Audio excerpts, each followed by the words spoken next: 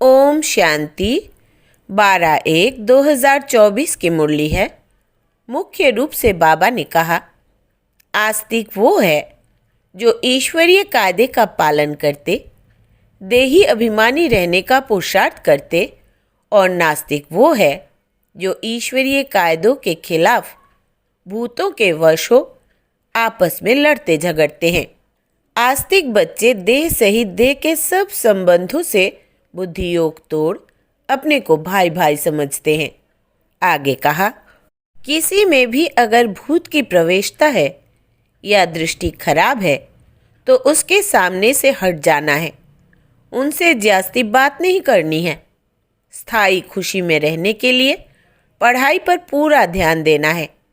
आसुरी गुणों को निकाल दैवी गुण धारण कर आस्तिक बनना है। अब सुनते हैं महावाक्यों को विस्तार से। बाबा ने कहा, मीठे बच्चे, अपने को आत्मा समझ आत्मा भाई से बात करो। ऐसी दृष्टि पक्की करो तो भूत प्रवेश नहीं करेंगे।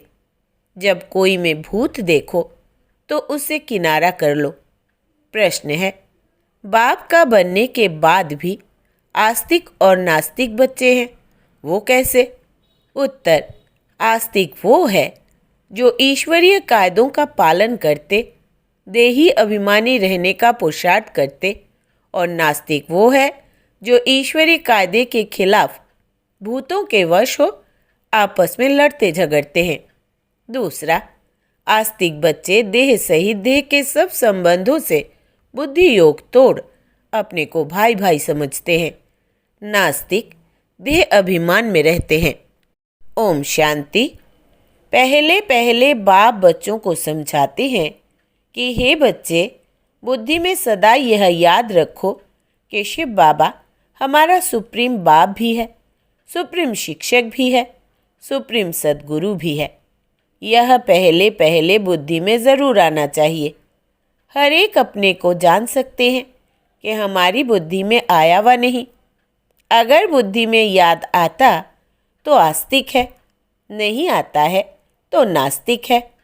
स्टूडेंट की बुद्धि में फट से आना चाहिए कि टीचर आया है। घर में रहते हैं तो वो भूल जाता है।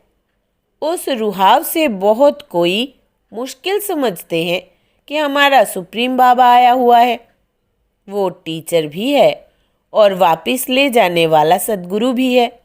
याद आने से खुशी का पारा चढ़ेगा, नहीं तो अपने ही दुख दर्द दुनिया की छी बातों में भिन्न भिन्न ख्यालात में बैठे रहते हैं। दूसरी बात, बहुत करके बच्चों से पूछते हैं कि विनाश में बाकी कितना समय है। बोलो, यह पूछने की बात नहीं है। पहले तो यह हमको किसने समझाया है उनको जानो। पहले बाप का परिचय दो। आदत पड़ी हुई होगी तो समझेंगे, नहीं तो भूल जाएंगे। बाप कितना कहते हैं, अपने को आत्मा समझो, दूसरे को आत्मा की दृष्टि से देखो, परंतु वो दृष्टि नहीं ठहरती। रुपए से एक आना भी मुश्किल बैठता, जैसे बुद्धि में ठहरता ही नहीं है। यह कोई बाप श्राप नहीं देते, यह तो बाप समझाते हैं कि ज्ञान बहुत ऊंचा है। राजाई स्थापन होती है, रंग से लेकर राव बनते हैं। राव थोड़े बनते हैं, बाकी रंक नंबरवार होते हैं। लास्ट नंबर वाले की बुद्धि में कभी कोई बात बैठ न सके तो पहले जब किसको भी समझाते हो तो शिव बाबा का जो 32 गुणों वाला चित्र बनाया है उस पर समझाना चाहिए। उसमें भी लिखा हुआ है सुप्रीम फादर, सुप्रीम टीचर, सद्गुरु है। पहले जब यह निश्चय होगा कि समझाने वाला सुप्रीम फादर है तो फिर संशय नहीं लाएंगे।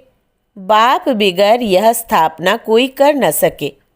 तुम जब समझाते हो कि यह स्थापना हो रही है तो उन्हों की बुद्धि में यह ज़रूर आना चाहिए कि इन्हों को समझाने वाला कौन है। कोई मनुष्य मात्र तो ऐसे कह न सके कि यह राज्य स्थापन हो रहा है। तो पहले पहले बाप का निश्चय पक्का कराना है। हमको परमात्मा बाप पढ़ाते हैं। यह कोई मनुष्य मत नहीं है, यह ईश्वरीय मत है। नई दुनिया तो ज़रूर बाप द्वारा ही स्थापन होगी। पुरानी दुनिया का विनाश यह भी बाप का ही काम है। यह निश्चय जब तक नहीं होगा तो पूछते ही रहेंगे कि कैसे होता है। इसलिए पहले पहले तो श्रीमत की बात बुद्धि में बिठानी पड़े, तब आगे समझ सके। नहीं तो मनुष्य मत समझ लेते हैं। हर एक मनुष्य की मत अलग है। मनुष्यों की मत एक हो न सके। इस समय तुमको मत देने वाला एक ही है। उनकी श्रीमत पर कायदे से चलना वो भी बड़ा मुश्किल है। बाप कहते हैं देही अभिमानी बनो। ऐसा समझो कि हम भाई भाई से बात करते हैं, तो फिर लड़ना झगड़ना कभी हो न सके। देह अभिमान में आया समझो नास्तिक। देही अभिमानी नहीं है तो वो नास्तिक है। देही अभिमानी बने तो समझो आस्तिक है। देह अभिमान बहुत नुकसानकारक है। ज़रा भी लड़ते झगड़ते हैं तो समझो नास्तिक है। बाप को जानते ही नहीं। क्रोध का भूत है तो नास्तिक ठहरा। बाप के बच्चों, भूत कहाँ से आया? वो आस्तिक नहीं ठहरा। भल कितना भी कहे हमारा बाप में प्यार है, परंतु ईश्वरीय कायदे के खिलाफ बात करते तो उन्हें रावण संप्रदाय का समझना चाहिए। देह अभिमान में है। कोई में भूत देखो व दृष्टि खराब देखो तो हट जाना चाहिए।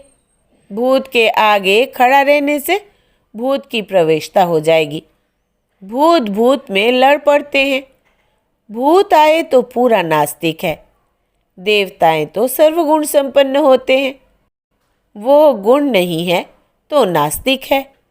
नास्तिक वर्षा थोड़े ही लेंगे। ज़रा भी खामी नहीं होनी चाहिए, नहीं तो बहुत सज़ा खाकर प्रजा में जाना पड़ेगा। भूत से दूर रहना चाहिए। भूत का सामना किया तो भूत आ जाएगा। भूत से कभी सामना नहीं किया जाता है। उनसे जास्ती बात भी नहीं करनी चाहिए। बाप कहते हैं यह है भूतों की दुनिया। भूत जब तक निकले नहीं है तो सजाएं भी खानी पड़ेगी, पद भी पा नहीं सकेंगे। लड़ाई तो एक ही है। कोई राव बन जाते हैं, कोई रंक बन जाते हैं। राव की दुनिया थी, अभी रंकों की दुनिया है। सब में भूत है। भूत निकालने का पूरा पुरुषार्थ करना चाहिए। बाबा मुरली में बहुत समझाते हैं। किस्म किस्म के स्वभाव होते हैं, बात मत पूछो। तो प्रदर्शनी आदि में पहले पहले बाप का परिचय देना है। बाप कितना लवली है। वो हमको ऐसा देवता बनाते हैं। गायन भी है, मनुष्य से देवता किए। देवताएं थे सतयुग में, तो ज़रूर उनसे पहले कलयुग था। यह सृष्टि चक्र का ज्ञान भी तुम बच्चों की बुद्धि में अब है। वहाँ यह ज्ञान इन देवताओं में नहीं रहेगा। अब तुम नॉलेजफुल बनते हो, फिर पद मिल गया तो नॉलेज की दरकार नहीं। यह है बेहद का बाप, जिससे 21 पीढ़ी तुमको स्वर्ग का वर्षा मिलता है। तो ऐसे बाप को कितना याद करना चाहिए। बाबा सदैव समझाते हैं कि हमेशा समझो कि शिव बाबा हमको समझा रहे हैं। शिव बाबा इस रथ द्वारा हमको पढ़ा रहे हैं। वो हमारा बाप, टीचर, गुरु है। यह है बेहद की पढ़ाई। तुम समझते हो, पहले हम तुच्छ बुद्धि थे। इस कॉलेज का कोई को ज़रा भी पता नहीं है। इसलिए समझाने के समय अच्छी तरह से घोट घोट कर समझाओ। श्री कृष्ण की तो बात ही नहीं। बाप ने समझाया है श्री कृष्ण का कोई चरित्र है ही नहीं सिवाय शिव बाबा के। ब्रह्मा, विष्णु, शंकर के भी चरित्र हो न सके। चरित्र है ही एक का, जो मनुष्य से देवता बनाते हैं, विश्व को हेविन बनाते हैं। तुम इस बाप की श्रीमत पर चलते हो, बाप के मददगार हो। बाप नहीं होता तो तुम कुछ भी कर नहीं सकते। तुम अभी बर्थ नॉट ए पेनी से बर्थ पाउंड बन रहे हो। अब नंबरवार पुरुषार्थ अनुसार तुम सब जान गए हो। तो पहले पहले है बाप का परिचय। सतयुग में देवताओं की बेहद की बादशाही है। उनके राज्य में और कोई था नहीं।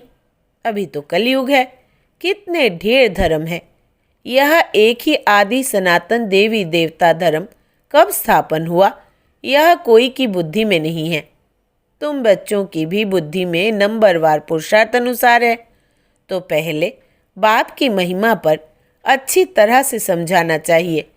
हम जानते हैं ज़रूर बाप से हमको पहचान मिली है। बाप कहते हैं सर्व का सद्गति दाता भी मैं हूँ।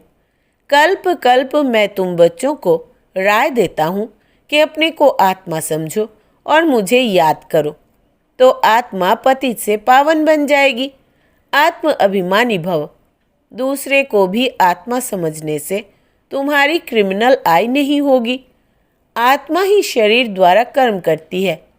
हम आत्मा है, यह आत्मा है, यह पक्का करना है। तुम जानते हो पहले पहले हम 100% पावन थे, फिर पतित बने। आत्मा ही बुलाती है कि बाबा आओ। आत्मा का अभिमान पक्का रहना चाहिए और संबंध सब भूल जाने चाहिए। हम आत्मा स्वीट होम में रहने वाली है, यहाँ पाठ बजाने आए हैं। यह भी तुम बच्चे ही समझते हो। तुम्हारे में भी नंबरवार है जिनको याद रहती है। भगवान पढ़ाते हैं, कितनी खुशी रहनी चाहिए। भगवान हमारा बाप भी है, टीचर भी है, सद्गुरु भी है। तुम कहेंगे हम उनके सिवाय और कोई को याद नहीं करते। बाप कहते हैं देह सहित देह के सभी संबंध तोड़ मामेकम याद करो। तुम सब ब्रदर्स हो। कोई मानते हैं, कोई नहीं मानते हैं, तो समझो नास्तिक है। हम शिव बाबा के बच्चे हैं तो पावन होने चाहिए। बाप को बुलाते ही है बाबा आकर हमको पावन विश्व का मालिक बनाओ। सतयुग में तो पावन होने की बात ही नहीं है। पहले तो यह समझो कि यह शिव बाबा है, इनसे नई दुनिया स्थापन होती है। अगर पूछे कि विनाश कब होगा तो बोलो पहले अल्फ को समझो। अल्फ को नहीं समझा तो पीछे की बात बुद्धि में कैसे आएगी। हम सत्य बाप के बच्चे सत्य बोलते हैं। हम कोई मनुष्य के बच्चे नहीं हैं, हम शिव बाबा के बच्चे हैं। भगवान उवाच। भगवान उनको कहा जाता है जो सभी ब्रदर्स का बाप है। मनुष्य अपने को भगवान कहला न सके। भगवान तो निराकार है, वो बाप टीचर सद्गुरु है। कोई मनुष्य बाप टीचर सद्गुरु हो न सके। कोई भी मनुष्य किसकी सद्गति कर नहीं सकते, भगवान हो न सके। बाबा है पतित पावन, पतित बनाता है रावण। बाकी यह सब है भक्ति के गुरु। यह भी तुम समझते हो। जो यहाँ आते हैं वो आस्तिक तो बनते हैं। बेहद के बाप पास आकर निश्चय करते हैं यह हमारा बाप टीचर गुरु है। जब कंप्लीट दैवी गुण आ जाएंगे तो लड़ाई भी लगेगी। समय अनुसार तुम खुद समझेंगे कि अब कर्मातीत अवस्था को पहुंच रहे हैं। अभी कर्मातीत अवस्था हुई कहाँ है। अभी बहुत काम है, बहुतों को पैगाम देना है। बाप से वर्षा लेने का तो सबको हक है।